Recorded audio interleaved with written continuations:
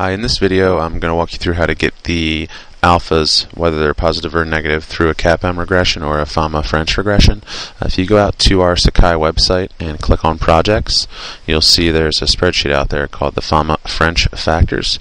This is downloaded right from French's website, and it gives you the factors going back a few years. Don't worry so much about the time frame. I only pulled in the past 5 or so years, and it looks like his data ends as of June 25th, 2010. So you're not going to be able to run the regression up to the current date, but that's fine.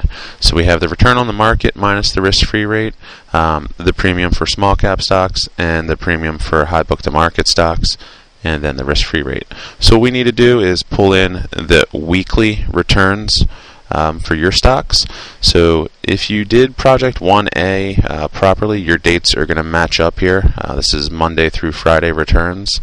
If not, it's really easy to get this information. Just go into Excel from the Trading Center, open up Bloomberg so that you're logged in, and then you can click on the Bloomberg tab in Excel. Click on Import Data and Historical End of Day. It's really important that you're logged into Bloomberg, otherwise this won't work.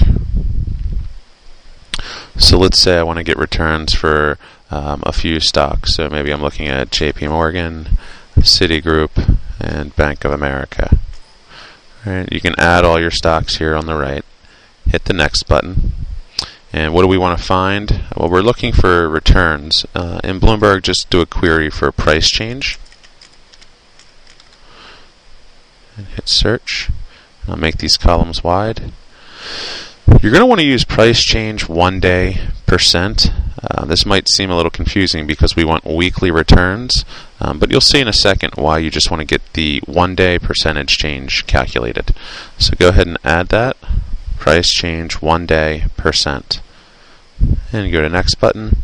And here, just set your periodicity to weekly, and that will do the calculation for you. Right? So it's going to give you that weekly % change. How far back do you want to go? That's entirely up to you. I would say get a few years worth of data. So maybe I'll go back to the beginning of 07. It looks like French's data ends 6/25. So I'll just change that to July, and that'll be good enough. I can do next. Next. And the very last thing we want to do is have it come in the same chronology that French uses, so we need to reverse this so that the first data point coming in to the spreadsheet is the most recent. Hit finish and make these columns wider, and there's our returns from week to week. They're not lined up perfectly, right? So 625 is there, whereas 625 is here. So we're going to want to do a little copy and paste work. Before we do anything, I'll highlight the whole data set. Copy, paste special values. Right, you know this by now. That gets rid of all the formulas. Right, so now I know I can get rid of this and shift everything up. And now I have June 25th on the top of every row. I just want to shift all these labels over one to the right so that they're sitting right here. So I'll just do Insert, Shift, Right. Okay. And now I can delete all these extra date columns. Alright.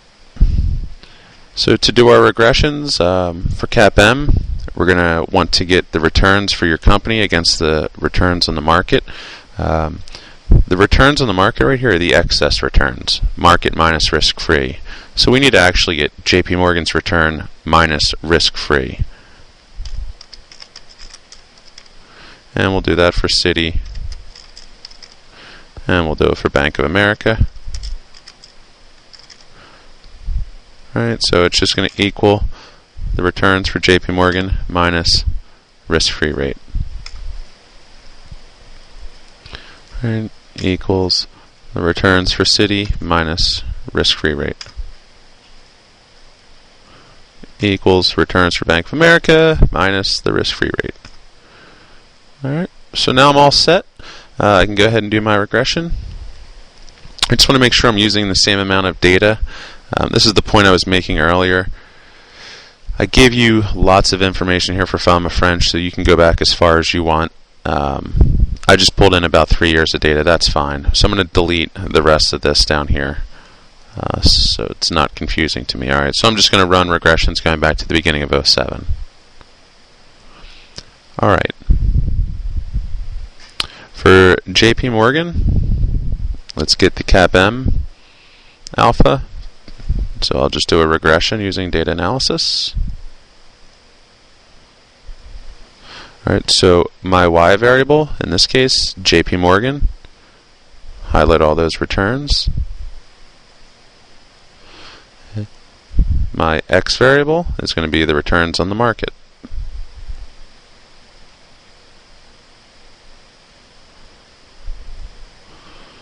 There were labels in the first row. Where do I want it to output? Right there is fine.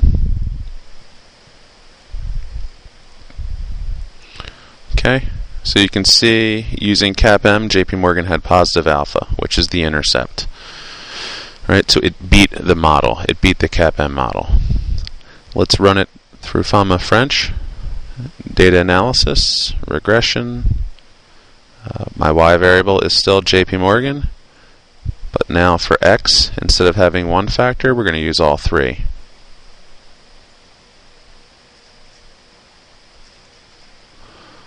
And output, let's place it right here.